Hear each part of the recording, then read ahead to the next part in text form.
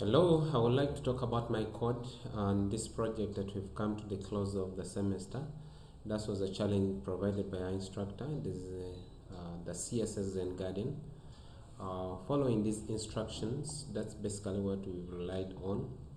And I've done this with my group member. We were only two in our group. So this project, this video I'm recording is for me, myself, as an individual.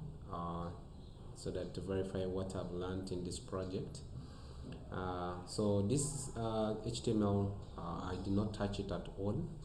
So, but we were able to work with our variables, molecules. We created atoms and CSS. There's one file that I created but we were not able to use. This is what is called the organism.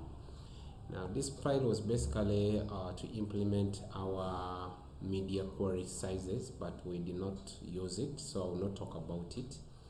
But we've implemented created variables that we are going to use in this project, and we've tried the convention of giving the enlightening what is it all about, subheading, paragraph formatting. Okay, we've given them comments to let what these variables are supposed to be doing. Then in our molecules basically all code that are for animations. Okay, header element moving. Okay, you come here, you see there's a comment, header preamble. Okay, animation. You come to this one, there's header Zen Garden text. Okay, and then there is this one, spinning of the word.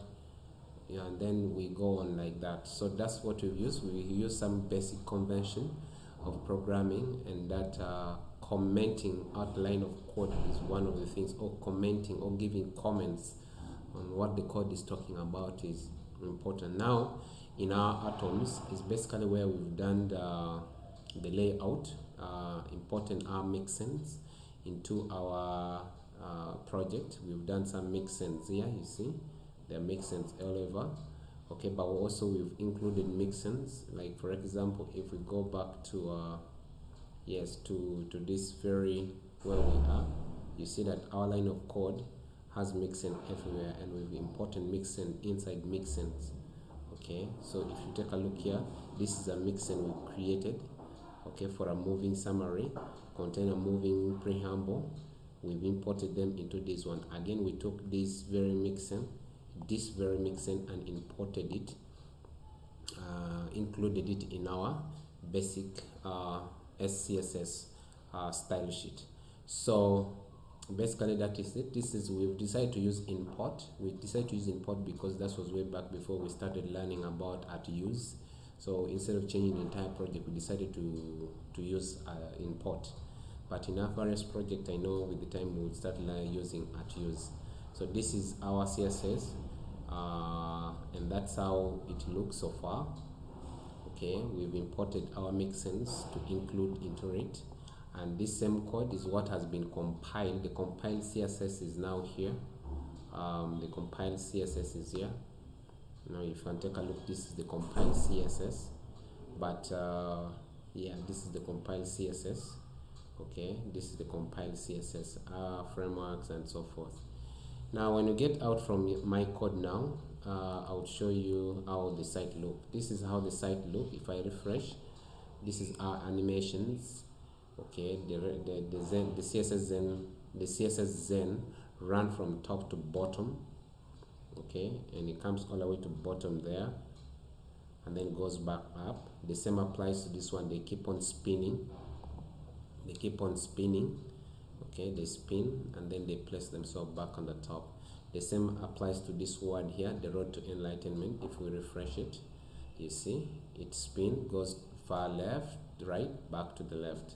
So we have hover state with the border, with the box shadow on each div to show you that where you are, but also there's hover state on each link on this sidebar. We've tried to place our sidebar on our left hand side, and this one also has hover state when you hover. Okay, and also these links all have hover state. This is also have hover state, and the links also have hover. The same applies to this one and this one. Okay, now our theme is galaxy, and if you look at this one, we've tried to maintain the background, far background is a galaxy, and that's the same to this page, the landing page, which is still also a galaxy. So basically that's my video for the Zen Garden project. We did not do the media size, so I will not talk about the media size, as I said. So basically that's our project, and I've learned so a great deal. I'm so thankful my instructor for helping me learn all this CSS. And so what actually confused me is always has been this line of code where you use but I was able to learn them, this kind of style of CSS. It has always confused me, but now I know how we get them into, of course, WebKit, box sizing. It's always confusing to get what is WebKit, but now I know that a lot of programmers use BEM. That's the compilation format. That's how the code comes out. So thank you very much for the time and for the learning. I'm grateful. Bye.